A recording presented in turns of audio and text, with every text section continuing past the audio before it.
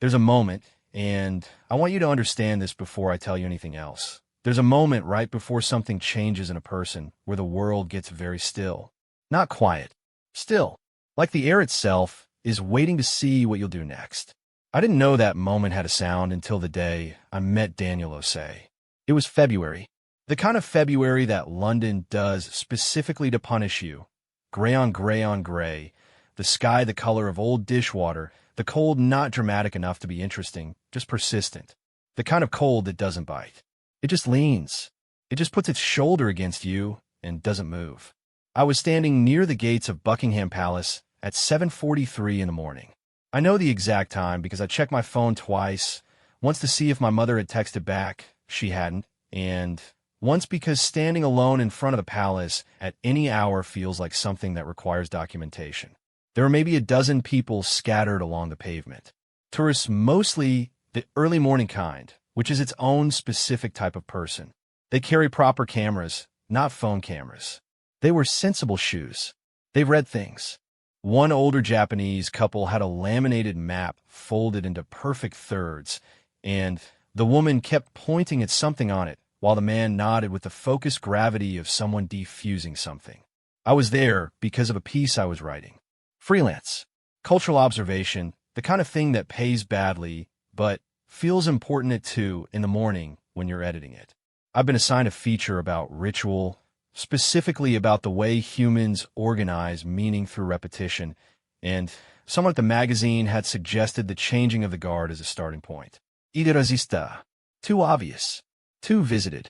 But the deadline was in 4 days, and obvious was beginning to look like wisdom.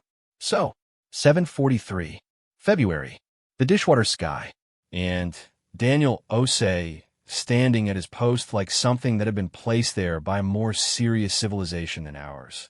I want to be careful about how I describe him because there's a version of this that slides into something performative, and that's not what this is. So let me try to be accurate. He was tall, 6'2", maybe 6'3", in a bearskin hat, which added another 18 inches of darkness against the pale stone of the guardhouse behind him. The scarlet tunic, the white belt, the rifle held at an angle that looked effortless and was obviously the product of something like 10,000 hours of not being effortless. But none of that is what I noticed first. What I noticed first was the stillness. Not stillness like a photograph. Not stillness like someone trying to be still. Stillness like a frequency. Like he was tuned to something the rest of us couldn't receive. I've been around performers my whole life. My mother was a stage actress. I grew up in the wings. I know what it looks like when someone is controlling their body for an audience. This wasn't that. This was something else. This was a man who had gone somewhere interior and was operating from there. And the exterior, the perfect spine, the fixed gaze, the measured and geological breathing, was just the signal that the interior was still running. I opened my notebook. Wrote, he is not performing stillness. He is practicing something. Then I crossed it out because it sounded pretentious. Then I wrote it again because it was true. The crowd thickened around 8. The laminated map couple moved closer. A group of teenagers arrived, French from the sounds of it, in that specific teenage way where everything is a private joke, and they drifted to the front of the railing with their phones up. One of the boys, 16 maybe, with a red puffer jacket and the confidence of someone who'd never been properly embarrassed, started doing something. Not aggressive. Not the aggressive tourist thing, which I'd seen before and which is its own small theater of awfulness. This was different. He was mimicking. He stood a few feet from the railing, aping the posture. Back straight, chin lifted, face emptied out, or his version of emptied, which still had all the ordinary flickers of a 16-year-old finding himself very funny. His friends were filming. One girl had her hand over her mouth, laughing through her fingers. Normal. Happens every day. Every single day, some version of this plays out at these gates. Daniel Osei did not move. Not a twitch. Not a micro-expression. But something changed. I don't know how to explain this without sounding like I'm dramatizing it. So I'm going to try twice, and you can decide which version you believe. Version 1. The quality of his stillness deepened. Like a sound dropping an octave. Like the frequency he was on got stronger, more deliberate, more specific. Version 2. Nothing physically changed at all, but everyone within 15 feet felt it. Me included. The French teenagers felt it. The laughing girl's hand came down from her mouth slowly. The boy in the red jacket held his mimic posture for 2 more seconds and then, without knowing why, lowered his chin. He didn't stop laughing exactly. He just stopped performing. The girl next to him grabbed his sleeve and pulled him back a step. I stood there with my notebook and thought, what just happened? I've spent a lot of time since that morning trying to figure out the neuroscience of what I witnessed. There's literature on it. The way certain kinds of focused stillness create a kind of presence that registers in other nervous systems as signal, as authority, as pay attention. Mirror neurons, maybe, or something older than that. Something that lives below language in the part of the brain that's still listening for predators. But in the moment, I didn't think any of that. In the moment, I wrote in my notebook, he hears something we don't, which is the most unscientific thing I've ever written and also the most accurate. By 9 o'clock, I'd been there for over an hour, and I'd filled 4 pages. Mostly observations. The light changing on the stone. The way the bearskin hat absorbed the gray sky and gave nothing back. A woman with a stroller who tried 3 times to get her toddler to look at the guard, and the toddler, sensibly, was more interested in a pigeon. I was getting cold in the way that means it's time to go get something hot and think about what I'd seen. I was capping my pen, about to leave, when I heard it. Or rather, didn't hear it. It was the silence before something. Not the ordinary silence between sounds, which is just the absence of noise, a resting state, a neutral thing. This was something active, something structured. It arrived in the air around the guardhouse like a shape, like a held breath with intention behind it, and every person on that pavement felt it arrive before they heard the sound that followed it. 2 seconds of absolute stillness. Then, the crack of boot heels. The slow, precise, almost theatrical swing of the rifle. The turn that wasn't a turn so much as a controlled collapse into a new direction, each degree of it earned, and executed like a word in a sentence that had been written and rewritten until nothing extra remained. The changing of the guard hadn't started. This was something different. This was Daniel. I didn't know his name yet. I didn't know anything about him yet. This was the guard at his post performing what I would later understand to be a sentry relief movement. But the mechanics aren't the point. The point is the silence that preceded it. I've been to concerts. I've been in cathedrals. I've stood at the edge of the sea at night, in winter, and listened to the world being very large and myself being very small. I know the different registers of quiet. This silence was none of those. This silence had posture. I went to a cafe 2 streets over and sat with a terrible flat white and my notebook and tried to write down what I felt and couldn't. I kept arriving at sentences that described the thing without conveying it. There was a silence. It felt significant, useless. The crowd responded to something unspoken, better but still hollow. After 40 minutes I wrote, I think the silence was a command. I think he hears them and I think he also gives them. I think he's been doing this long enough that silence itself has become his language. Then I ordered another terrible flat white and thought about that for a long time. I went back the next day. Same time, same gray sky, though a degree or 2 colder. He was there. Different post, different side of the gate, but the same quality of presence. I recognized it before I consciously registered that it was the same person. Some part of my brain, the old part, the listening for predators part, recognized the frequency. I had my notebook, but I didn't open it for the first 20 minutes. I just watched. And here's the thing that I couldn't have told you before that morning, the thing I've thought about almost every day since. Watching a person who has learned to hear silence in the way that Daniel clearly had learned to hear it. Watching that person is itself a practice. You begin, involuntarily, to slow down, to listen differently, to notice the space between sounds instead of the sounds themselves. There's a woman in the neuroscience literature. I read her work when I was trying to explain this to myself, who argues that sustained attention is contagious. That when a human brain operating at a certain level of focused presence enters a shared space, nearby brains will unconsciously entrain to it. The way tuning forks of the same frequency will begin to vibrate when one is struck. I don't know if that's exactly what was happening. I know that standing near that man, for 45 minutes on a February morning was the most focused I'd been in months. I know that when I finally opened my notebook, what came out was cleaner and truer than anything I'd written in longer than I could say. I know that the flat white I had afterward tasted different, more like itself, more specifically coffee and hot and slightly burnt, less like a thing I was consuming to feel functional. I know that I wanted to understand what he was hearing. The feature I was supposed to write was about ritual, about the way humans use repetition to manufacture meaning.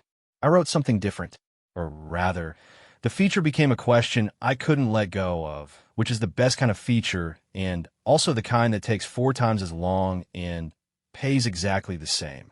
The question was this: what does a person become when they spend enough time in practice silence? And what do they hear there that the rest of us are missing?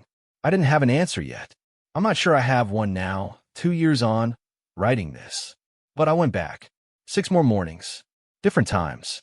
Different weather. I started learning the rhythms when the detachments changed, which posts had what specific exposure to the wind, the way the morning light hit the white stone of the palace facade at 9:10, and turned it briefly, improbably almost warm. I went back, and I watched, and I tried to learn the frequency. The 7th morning was when everything shifted. Not the guard, not the post, not the morning. Me. I arrive at 7:15, early, colder than I dressed for, the sky doing something ambitious with orange and gray that almost looked like weather with opinions. And I stood at my usual spot along the railing, and I just stopped. Not physically. I stopped the internal narration. The running note-taking that I've been doing in my head every morning, the observation machine that I'd been operating since I was 12 years old, and decided that watching things carefully was safer than participating in them. I stopped it, and in the space where it had been, the silence had structure. Not his silence, my own. The silence I've been filling for 20 years with language and observation and the careful distance of someone who writes about things instead of being in them. It was, if I'm being accurate, the most frightening 10 seconds of that entire year, and the most clarifying. I stood there and felt the structured silence of my own, stopped narrating, and across 30 feet of cold London morning, the guard in the bearskin hat stood in his, and something passed between us that was not a look or a word or a gesture. It was a frequency, and for 10 seconds I was on it. His name was Daniel. I found this out the way you find out anything at Buckingham Palace that isn't on the official website. You talk to the people who work near it, the peripheral people, the ones the tourists never notice because they're not wearing bearskin hats. The woman who runs the coffee kiosk on Buckingham Gate. The man who walks the same stretch of pavement every morning with a small white dog and a larger orange thermos. The retired police officer who takes his constitutional past the Victoria Memorial at 8:15 and will tell you absolutely everything he knows about the changing of the guard if you give him 60 seconds of genuine interest to work with. The retired officer, his name was Graham, built like someone who'd been stocky 30 years ago and had maintained the architecture, said he'd been watching the guards for 12 years. Not all of them are like that, he said. He was looking at the gate, at Daniel. Most of them are very good, disciplined. You can see the training. He paused, tapped the side of his thermos once with one finger, the way people do when they're choosing words.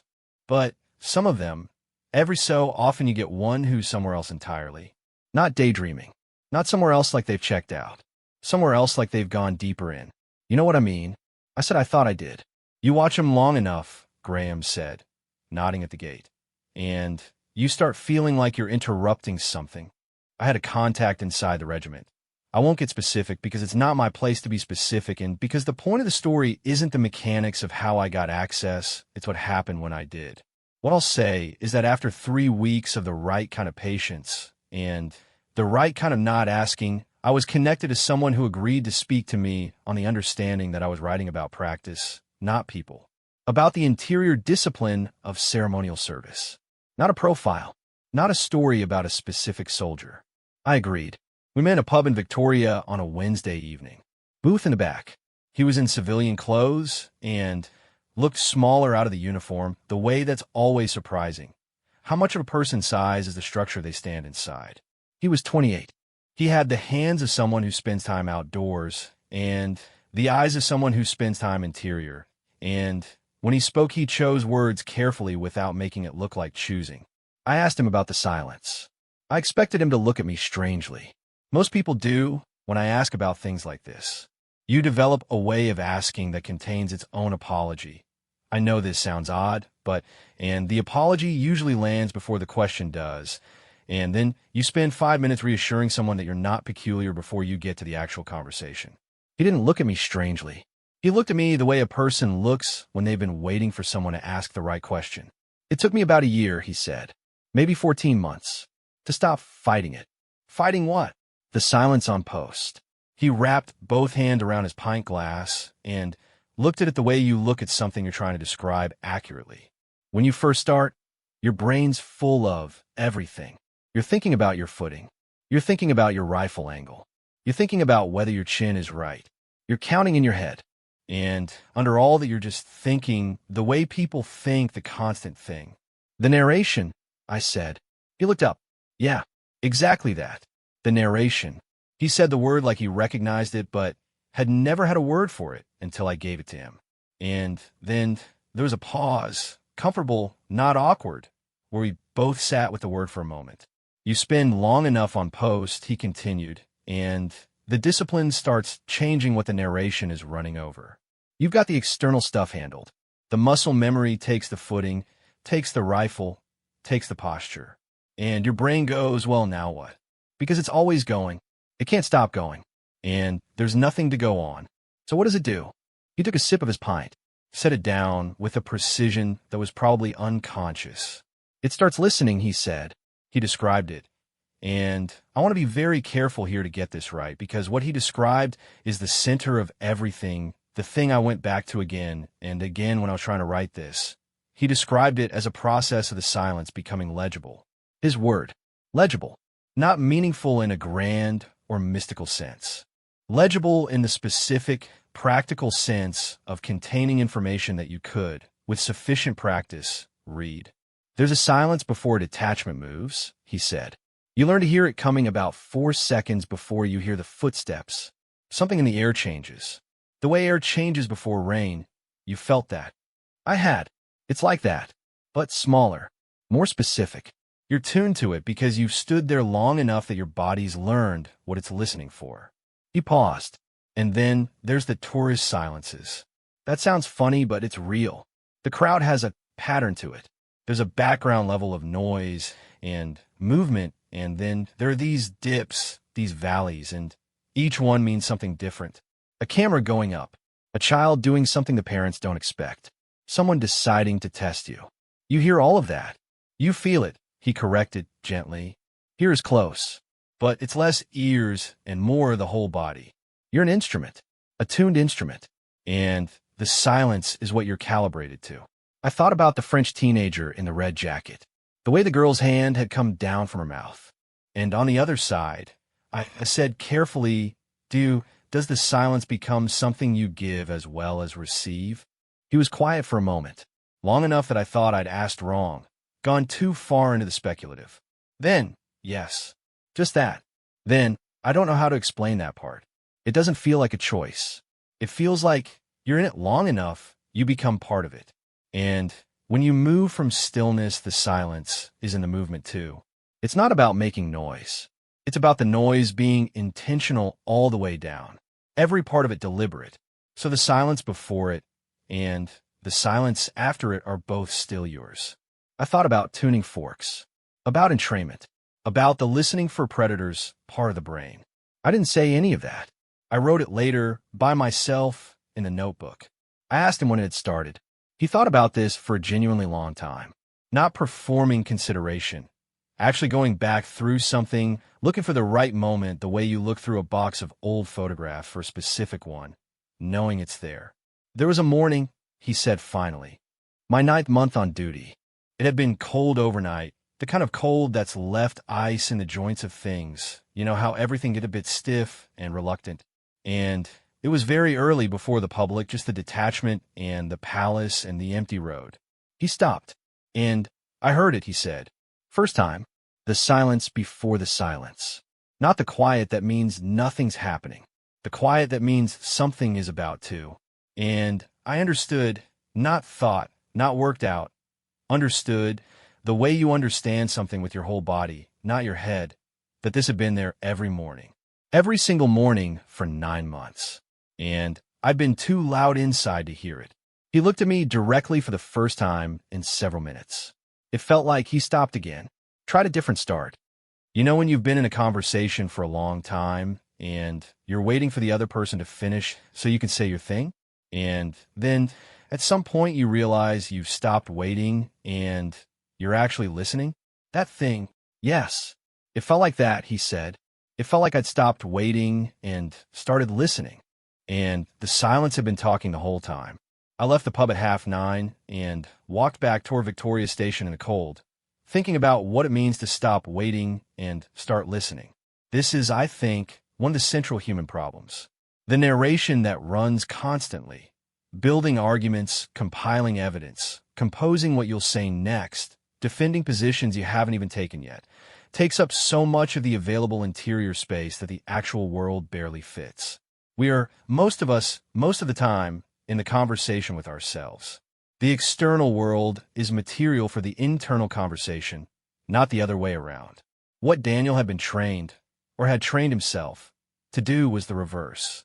To make himself available to external signal. To create interior space by disciplining the narration until it quieted enough to leave room for what was actually there. The silence with structure. The silence as information. I've thought about this differently since that evening in the pub. I've thought about it in terms of my own work, the writing that happens when I've stopped generating language and started listening for it, which is a different and rarer process and produces different results. I've thought about it in terms of relationships, the ones that fail because I was always waiting to speak, and the ones that lasted because I'd learned to actually hear. I've thought about it in terms of what we lose as a species increasingly committed to filling every available silence with content, with sound, with a scroll of perpetual signal. What we lose is what Daniel found. Not peace exactly, not quiet in the pleasant Sunday morning sense. Something more active than that, something demanding. The capacity to receive what's already being transmitted. I went back to the palace on a morning in March when the light had finally started meaning something again. The tourists were thicker. A school group, Dutch, maybe 30 12-year-olds in bright yellow high-vis vests that made them look like a very serious flock of birds, were arranged along the railings with an organized chaos that I recognized as a teacher's final stand. Daniel was at the north post. I knew the post by then, the rhythms, the angles of light. I didn't have my notebook out. I'd left it deliberately in my bag. I watched the school group surge and eddy along the railing. A small girl with red glasses and a yellow vest pressed herself against the iron and stared at the guard with the absolute focused seriousness that children bring to things before they've learned that seriousness is socially risky. She stared at him for a long time. He stood in his frequency.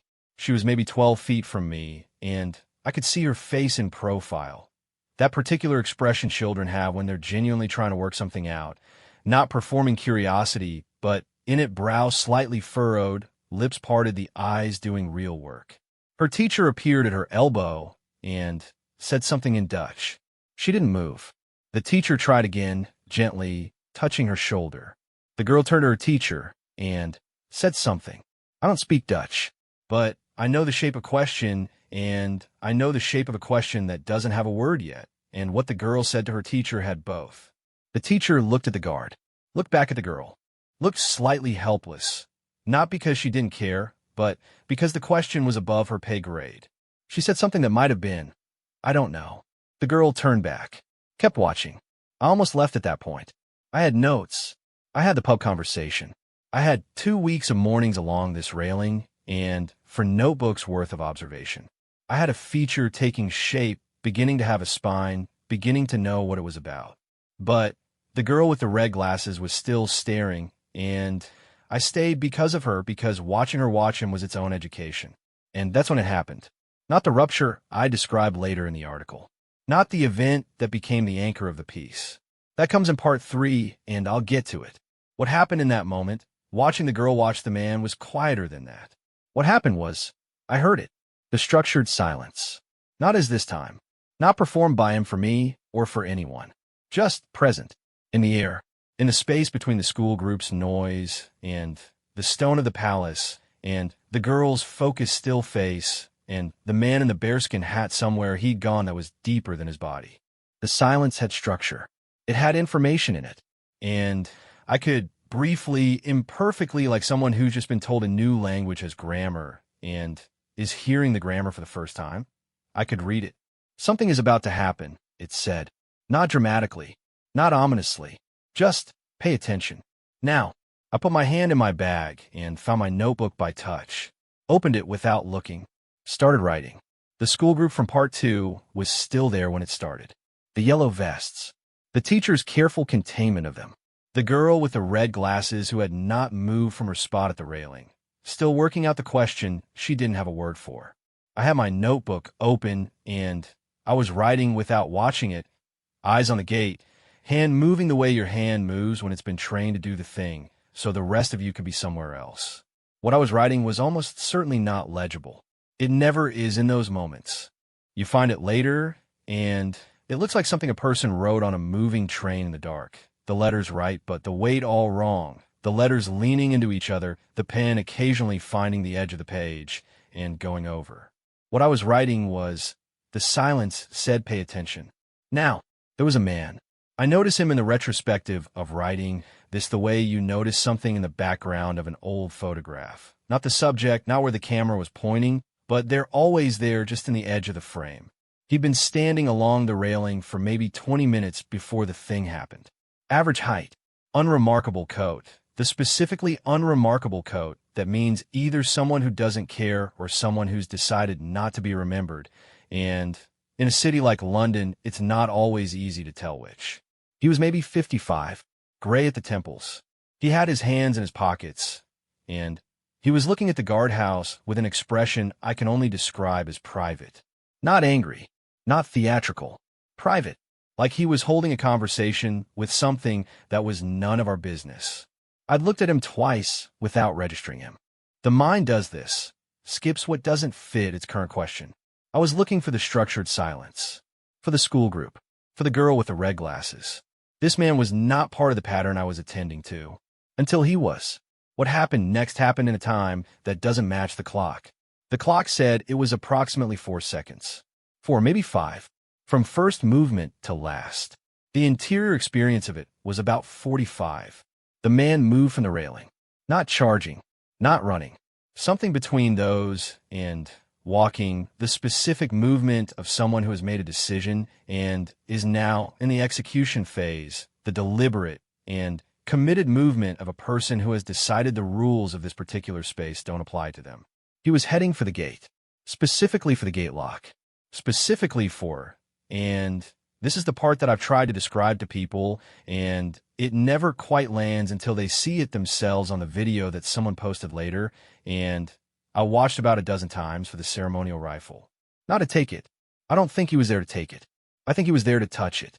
I think he was there to prove to himself, to the watching world, to whatever private conversation he'd been having for the last 20 minutes, that the line could be crossed, that the stillness could be interrupted, that the man inside the frequency was underneath everything, just a man. He made it approximately 1 and a half steps past the railing post. The silence changed. I heard it before I understood what was happening. Before the yellow vest surged back. Before the teacher grabbed the nearest child by reflex. Before the woman to my left made a sharp, involuntary sound. I heard the silence change. This is what I mean when I say it has structure. When I say it has command. It wasn't louder. It was denser. Like the same volume of water suddenly. Under higher pressure. The container hadn't changed, but the force inside had. And in the 4 seconds that followed, Daniel Osei moved. I say moved, but that word is a betrayal of what it looked like. Movement implies transition from one point to another. What he did was something more like resolution, like a mathematical expression that has been building across many lines suddenly, completing itself. The whole long morning of stillness wasn't stillness. It turns out it was accumulation. Potential. And when the potential converted, it converted with a totality that left no seam between the man who had been standing in one place and the man who was now standing in a different one. The rifle swung, not as a weapon, as a wall, as punctuation, as the sentence, written in posture and angle and the particular geometry of a body trained to express authority without touching it, that said, no further. He didn't shout. He didn't speak. He didn't look at the man the way you look at a confrontation. He looked at the man the way a building looks at the weather. Present, immovable, entirely unimpressed by the fact of being tested. The man stopped. This is the part that interests me most, more than the rifle, more than the movement, more than the 4-second compressed eternity of it. The man stopped, and I watched his face while he stopped, and what I saw there was not defeat. It was recognition. I think he'd expected, the machinery, the trained response, the protocol, the human behind a system responding the way systems respond. What he got instead was the frequency. He got the structured silence at close range, and it was a different thing at close range, a different order of experience, the way a piece of music is different played in a room with the instruments than it is through a speaker in another room. Technically the same sounds, experientially a completely different event. The man stood there, mid-step, and something went out of his face. Not the anger I hadn't realized was there until it left. Not the defiance. Not the private conversation he'd been having. The waiting. He'd been waiting to see if the thing was real. He saw that it was. He took one step back. Then another. He found the railing behind him and stood against it with his hands back in his pockets. And he looked at the ground with the specific look of a person who has understood something they weren't sure they wanted to understand. The whole thing, from a movement to the stillness, was over in the time it takes to exhale. I did not write in my notebook during those 4 seconds. My hand had stopped. I found out afterward because I looked at the page, and the sentence, the silence, said pay attention. Now, was followed by a long pressured mark where the pen had held its position, and then drifted as the pressure changed, and then nothing, and then the rest of what I wrote after. The rest of what I wrote after was not notes. It was something more like trying to get the feeling down before it faded, the way you write a dream in the first minutes after waking because you know how fast it goes. The specific grain and weight of the moment, the texture of what it had been to stand inside that dense and commanding silence and feel it land with the force of something said. I wrote for about 3 minutes without stopping. Then I looked up. The yellow vests had settled back into their controlled chaos. The teacher was counting heads, which means she'd lost count at some point in the previous 4 seconds, which was understandable. The woman to my left had her hand at her throat, which is a very specific gesture, the involuntary reaching for something to hold when the body needs a second to recalibrate. The man with the gray temples was still at the railing, back where he'd started, hands in his pockets. He didn't look at the guard anymore. He looked at the middle distance in the way people do when they're in a thought they're going to be in for a while. And Daniel Osei, back at his post, returned to the frequency with the same totality with which he'd left it.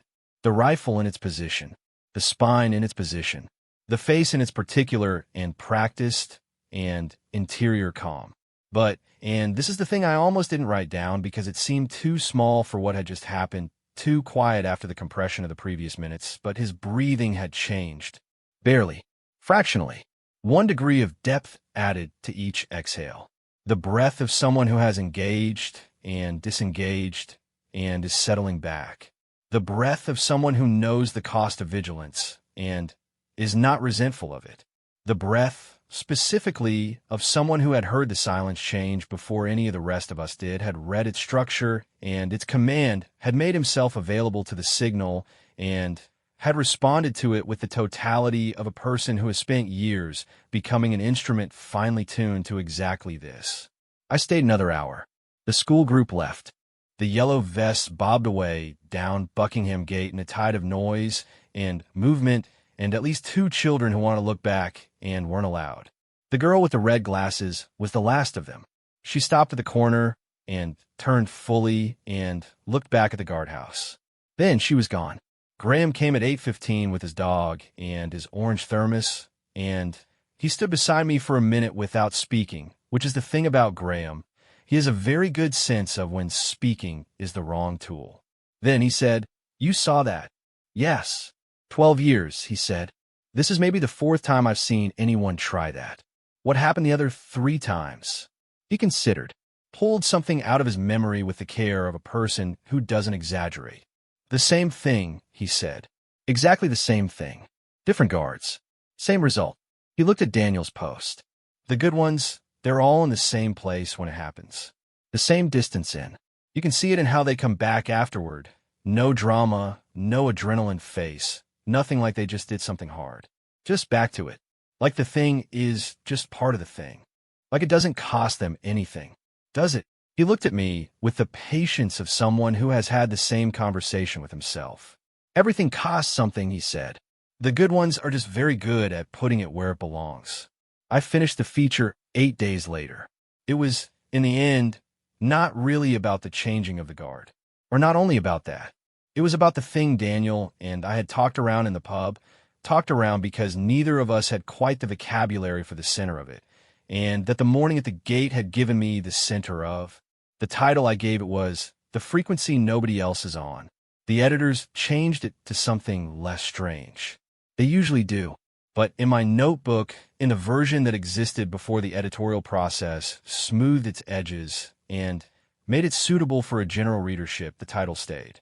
And in the notebook, the last paragraph of the feature, which also didn't survive the editorial process because it was too close to personal, too close to the 10 seconds at the railing when I'd stopped my narration and heard the structure of my own silence and been for a moment on Daniel's frequency. In the notebook, the last paragraph said, "He hears silence as if it is structure and command.